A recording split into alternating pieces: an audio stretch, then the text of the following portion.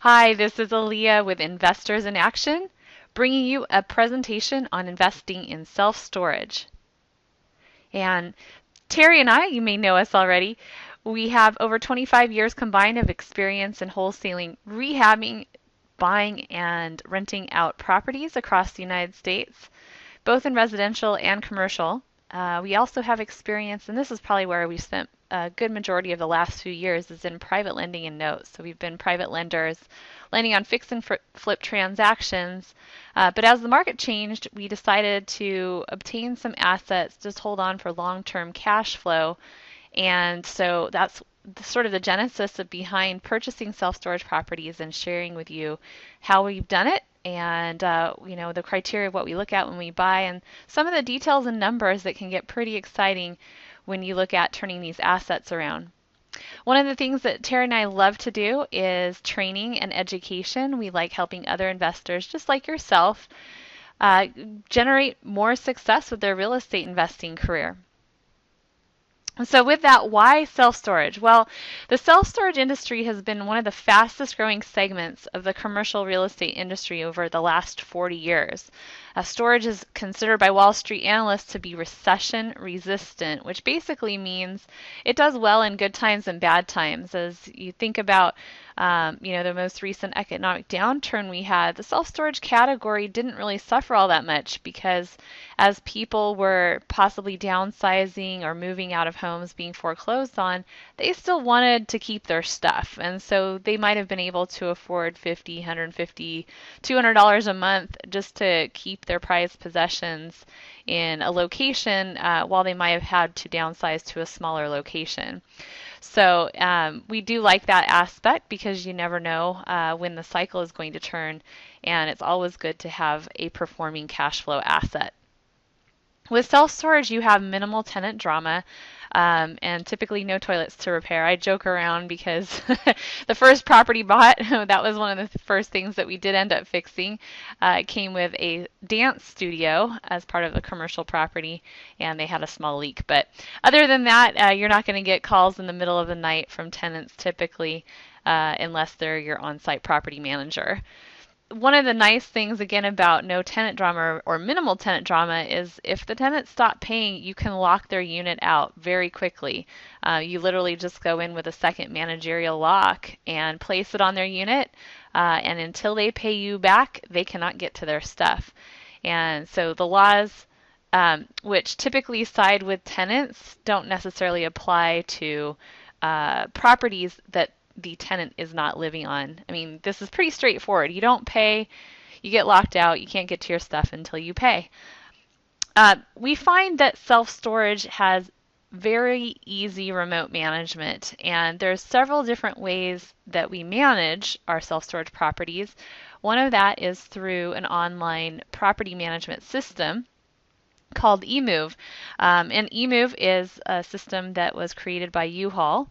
And we also work with the franchise or the company U-Haul to bring units onto place and allow them to rent out trucks and trailers and whatnot. And that brings more tenants in.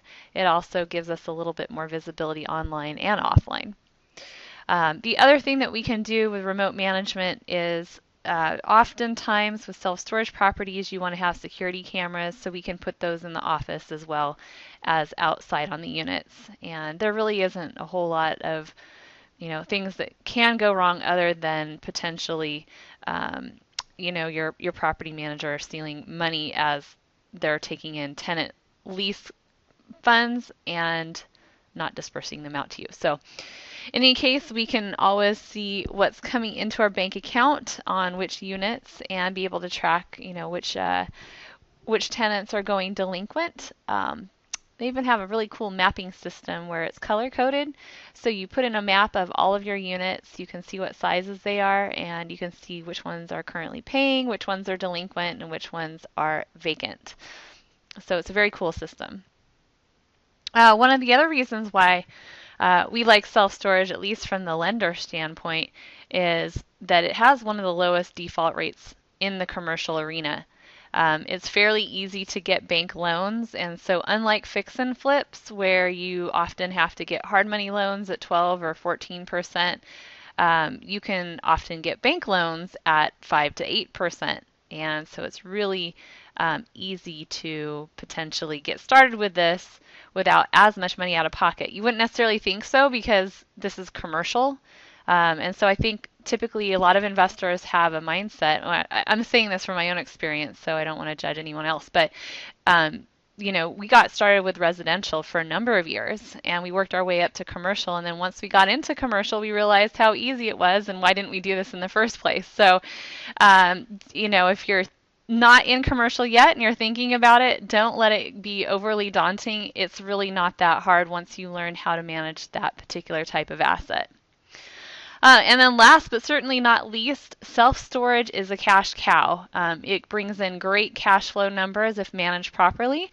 And you also have the upside potential for appreciation. And I'm going to go into more detail on that here shortly.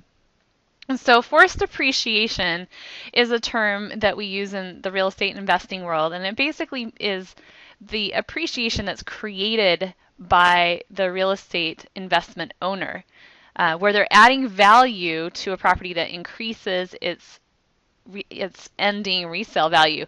Essentially, you've got two different types of appreciation. You have market appreciation, which is the overall market increasing in price. And we see this often with residential real estate. We talk about the real estate market. Market prices are going up 5% a year. And when you're looking to sell a residential property, the first thing that you're going to do is you're going to look at the comparable properties in that particular neighborhood that are similar in size and characteristic, and you're going to come up with a value based on other properties. Well, with commercial properties, it's a little bit different.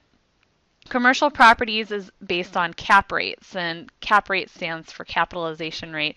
Basically, what that is based off of is your NOI, or your net operating income, divided by the purchase price. And again, I'll go into that in a little bit more detail, but your commercial properties are more based on income than anything else, as well as market conditions. So you might be, let's say you're in Southern California or on the beach, cap rates might be really low. And I'll show you a few examples of how those are calculated in different parts of the country. But the point I want to make here is about forced appreciation. Forced appreciation is adding value. So different ways you can add values to different types of properties. With commercial, you raise the rents, you add profit centers, you lower your overall operating costs. Maybe there's some other things that you could do to make the property more attractive to potential tenants, but it's really all centered around income. And then residential, it's making the property more attractive. It could be remodeling the property. You can add an addition. If you're dealing with just land in residential, you might be able to do a lot split, where you can take one property and split it into 2, 3, 4 parcels, thereby making the sum of all those parcels greater than the original whole. So those are all examples of forced appreciation, where you as the investor owner have the ability to add value regardless of the market conditions surrounding you. So back to the capitalization rate. The cap rate is the net operating income divided by sales price. And when you look at that, you're basically taking the income and subtracting the majority of expenses. Now, with NOI, you typically do not count in finance payments or income taxes. Those come well after that sort of calculation. So, and the reason for that is because let's say you're trying to determine value of properties, the comparable from one property to the next, you wouldn't calculate the financing in that, because each individual that's going to purchase a property potentially would have different interest rates or different terms that could make a property value more attractive. So you do it based on income minus expenses. Now below we have 3 examples of cap rates, where you've got a 10 cap, an 11.25 cap, and a 7.5 cap. Property number 3 is at a 7.5 cap. That's probably maybe a secondary market like Phoenix or Portland or Austin, where you can get, I would say 7.5 is a decent cap rate. It's certainly not the lowest. The lowest that you're typically going to find is places like New York City or San Francisco on the beaches and the West Coast. Cap rates are really low, which basically means you're going to pay a whole lot more in price for a similar amount of cash flow every month. Now, me personally, I don't like to go where the masses like to go just because it's an attractive area. I like to go where the profit is. I'd like to get good deals at a low price, at a low purchase price, and be able to cash flow. Because that really, at the end of the day, that's what we live off of. We live off the monthly cash flow. It's great to get, appreciation and a profit at the end, but we're really looking at cash flow. So we like the higher cap rates. Now here's just an example breaking down a cap rate based on 10% in current financials of 168,000 in gross annual income based on $100 of rent, 200 units that are 70% occupied. So you multiply that times 70%. And 12 months to get the gross annual income. And then you subtract out things like insurance, taxes, your annual expenses, which include maintenance, utilities, phone lines, internet, etc. And so in this example, we came out to 90,000. And that was just showing the example from before. $90,000 a year divided by the cap rate at 10% gives you the market value. So you can calculate that in both directions. Now, here's some ways that we've added value to properties. Making repairs and raising the rents, 5, 10%, 10% in this particular example. We add value by vehicle parking, U-Haul rental, cell phone tower, and some other miscellaneous sales in the office space. Improving management and customer retention, as well as reducing the vacancy rates down to 10%. So if you can see just after 2 years in this example what this looks like, on the cap rate side, you made a substantial increase. In fact, you doubled your net operating income just by making some adjustments. So we increased occupancy from 70 to 90%. We increased the rents from 100 to 110. And then we brought in $40,000 a year from U-Haul. Parking and cell phone tower rentals. Now, you'll notice that the annual expenses did go up a little bit, and we just made an assumption that we added weekend work hours, maybe overlapped a couple employees, and that gives us the opportunity to extend our U-Haul rentals and exponentially increase value, as well as availability for people that want to rent in that particular property. So by doubling the net operating income, you essentially doubled the value of the property. And when you look at those numbers, and it's pretty substantial. If you could purchase that property for $900,000 in year 1, 2 years later, sell it for $1.8 million minus your expenses, that's a really nice profit. So you don't need a ton of deals like this to do really, really well in real estate. Now here's a case study that we have. This is in Owosso, Michigan. We started out with 273 units, 21 units of parking, 3 apartments, and 1 dance studio. So you can see in the photos there on the front side, that corner with a clock tower, that's the dance studio behind it, and to the right of it is the apartments. And then way in the back is the self-storage property. When we got this property, it was 67% occupied. We paid $635,000 for it, and we financed it with a combination of a commercial lender and our team's funds for $210,500, as well as a little bit of cash from our partner and from ourselves. The market description, it's really outside the Flint metro area. Flint itself is around 100,000. Owosso is quite a bit smaller, population of like 20 to 30,000. and not necessarily high incomes, working class tenants, but I gotta say, there's not a lot of competition in this town for units. So we have been successfully able to fill this really quickly. Now, what we've done with the property since purchasing it is we've repaired the apartment roof, fixed the gate. We had an outgoing disgruntled manager who we think rammed the gate in the middle of the night. But that was an easy and rather inexpensive fix. Now, you would be amazed what weeding the yard makes a huge difference. People sometimes just don't pay attention to little details like this, but weeding, cutting back the brush, we've got trees overhanging, the office and everything. We cut all that back and it just made such a quick improvement. We also improved the signage. Now, when I first drove past this property, I knew what it looked like on paper. I had the address and the GPS system, and I blew right past it, not even realizing there was self-storage there. And now we have a nice big sign out front. We have the U-Haul sign as well. So it's getting a lot of attention, even just from drive-bys. I would say most of our stuff comes from online marketing, which was another thing that the previous owner did not do too well. Or actually, I don't think he did it at all. So we added online marketing, which has since helped us increase our occupancy rate over just like a 6-month period of time by 18%. We went from 67 to 85%. So huge increase over a short period of time.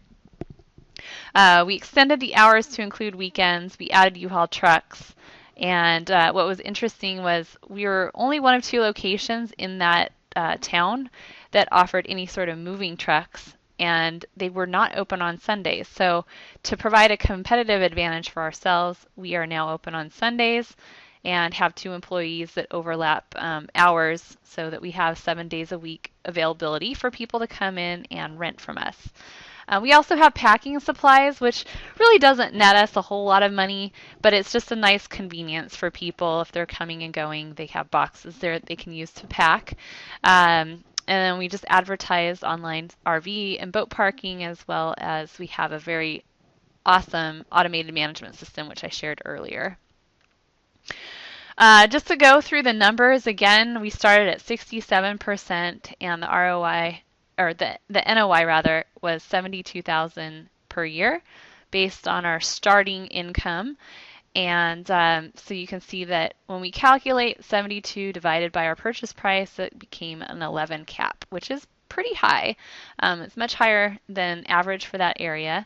But we're carrying that cap rate over just to kind of give you an idea of just, in a very short period of time, how much value we've added to the property in terms of the cap rate.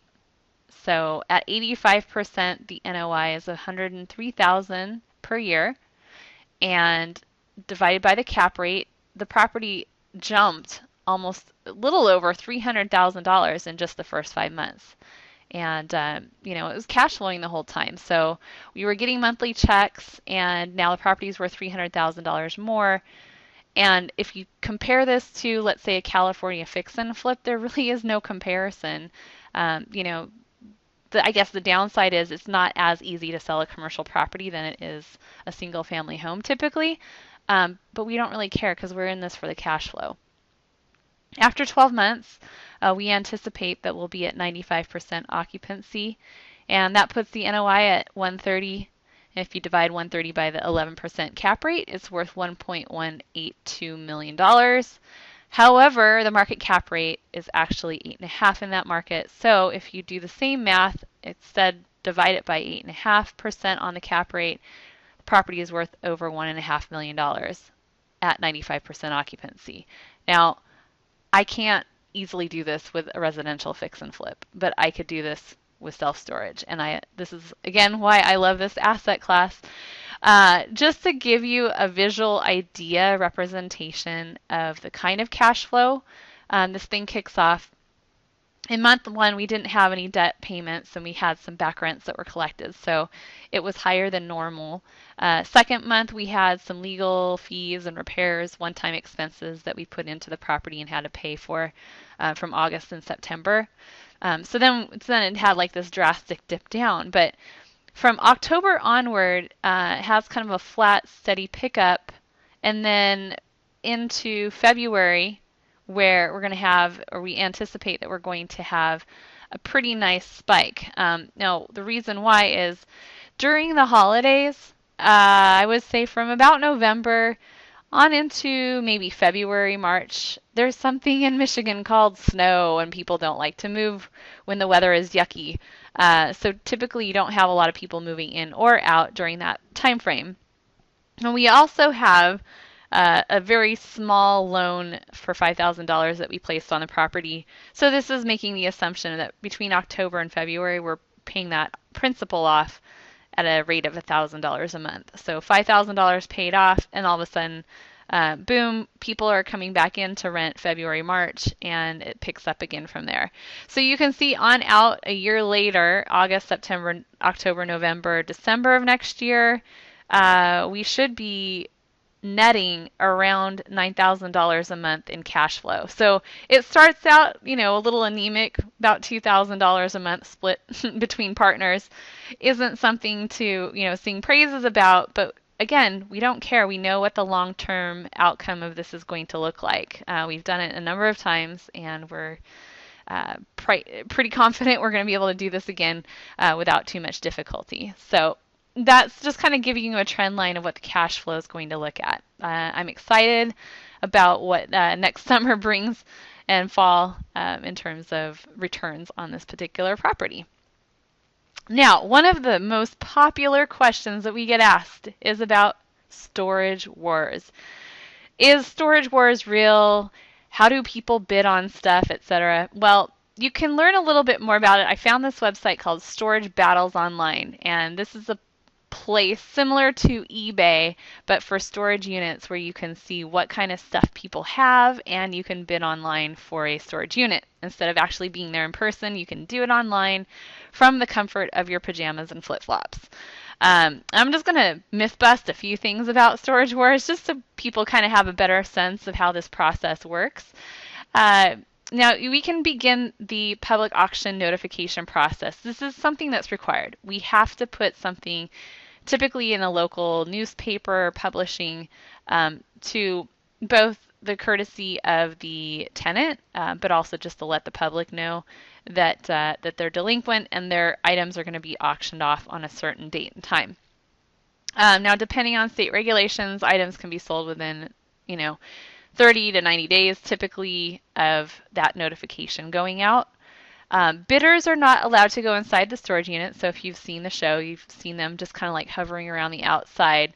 They can peek in. In fact, that website that I just shared with you, Storage Battles, people posting what's inside the unit, they can actually do close-ups so you can get a better sense of what's in there. I kind of like that site, but I'm not allowed to bring any more stuff home, so until I get a storage facility out here in California to store those kind of things in, I'm not buying. Auctions are handled by third-party auctioneers. We do not get involved in it. Our property managers do not get involved in it. That's just a distraction from what people need to do. We just aim to recoup our lost rents. We do not anticipate that we're going to make a whole lot of money off of this. Money is made from tenants paying rent, and that's what our property managers are paid and hired to stay focused on. Now, it's more beneficial for us to delay auctions for a few months so that we can get some additional late fees and months of rent. If we do sell items, then we allow tenants the opportunity to get caught back up. So hopefully, by sending out notification that their items are going to auction, it spurs some people on to get caught up. Not everybody does it, but it does definitely help. It's also more economical for us because we have to hire an auctioneer to do a number of units at the same time. So per property, we might hold maybe 2 to 4 auctions per year, depending on how many units we have and how many people go delinquent. Most of the stuff inside a storage unit is household junk, things that you'd find at a garage sale, things that people would sell on Craigslist or eBay. However, you can sometimes find a gem or two or $25,000 worth, as was the case for one of the units that we did auction off.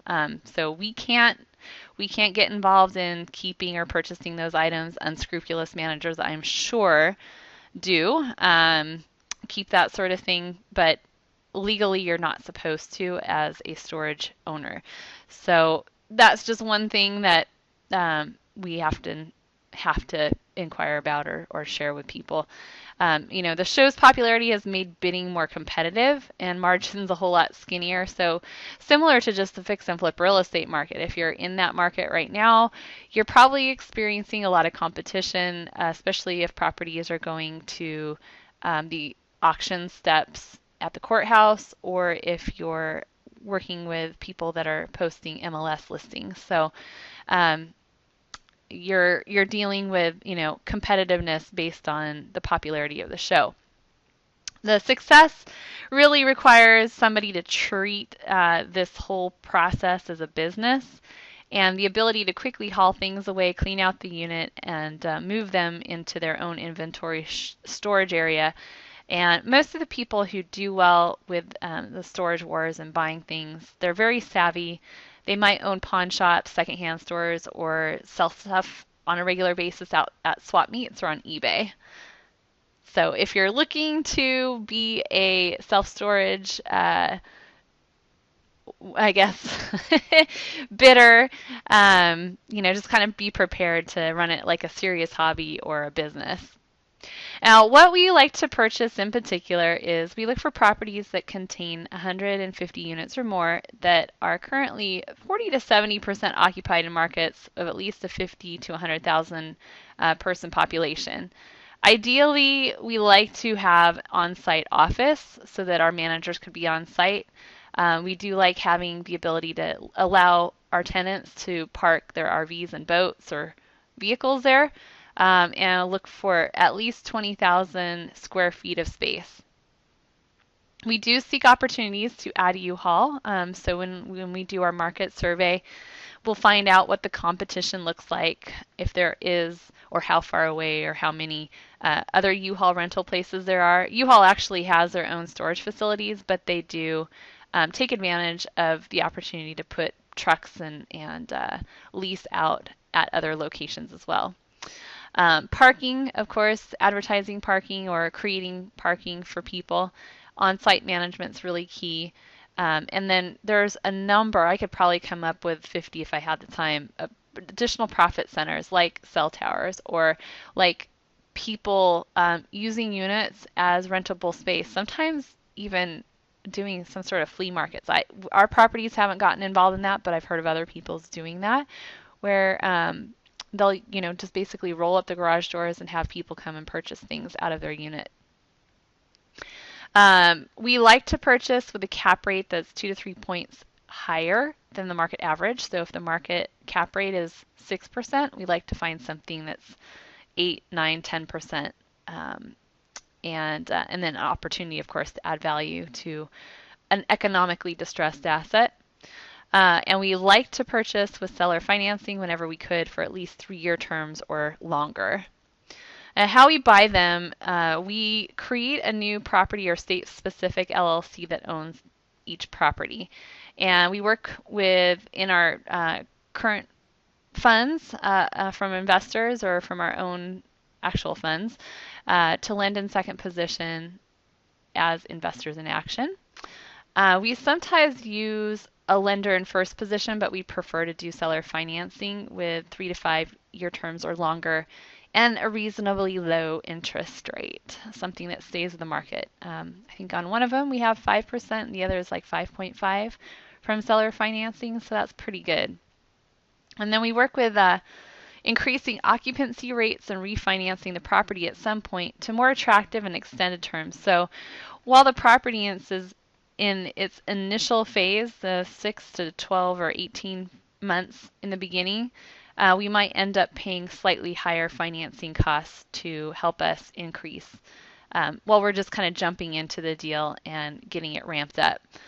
Commercial lenders will provide terms that are partially amortized with balloon payments in 5 to 7 years. That's pretty typical. I mean, you can get other types of lending packages, but that's pretty typical.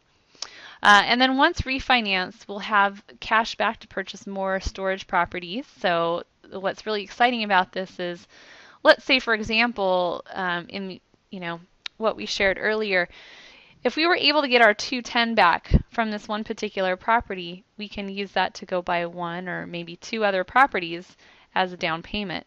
So it allows us to keep moving our money over and over and over again by refinancing out our initial capital, lowering the interest rates, which increases the monthly cash flow. And then lastly, some assets we might keep and others we might sell for a profit. So let's say we might keep three and sell one just to get a nice return back, and then maybe we could buy three more with the profits that we made off of the one. So we like to season the books for a couple of years, and the reason why is in the commercial arena, typically people like to see at least 2 years of tax returns on that property showing that it has steady cash flow. So we aren't in this game to fix and flip and turn these deals within 3 to 6 months. We're really in this for a long-term strategy where we buy, we improve the property, we enjoy the cash flow for a number of years, and then occasionally we sell. So with that, I just wanted to summarize that storage properties are increasing in popularity to owners and tenants alike. Storage is an asset with minimal liability and maintenance. In fact, with a liability, you can have the tenants pay their own insurance on their unit. So it's really low cost as far as insurance is concerned, as well as liability there. It's reasonably easy to obtain financing. Of course, when you're dealing with lower occupancy rates, it gets a little bit tougher, but we have relationships with a number of banks who have lent to us in the past. It's a fairly simple process for managing tenants that don't pay or fall delinquent. You just lock them out, and if they still continue not to pay, you can auction their things off. And as well as streamlining the remote management systems, we have our online systems and security monitoring, which really helps to manage the month-by-month cash flow and make sure that everything's being tracked and monitored properly. But again, the reason why we love self-storage most of all is because of the cash flow and the appreciation potential. So I thank you. Again, my name is Alia Ott with Investors in Action. And if you want more details, you can go to visit our online website, www.investorsinaction.com, or you can call us at 844-IN-ACTION.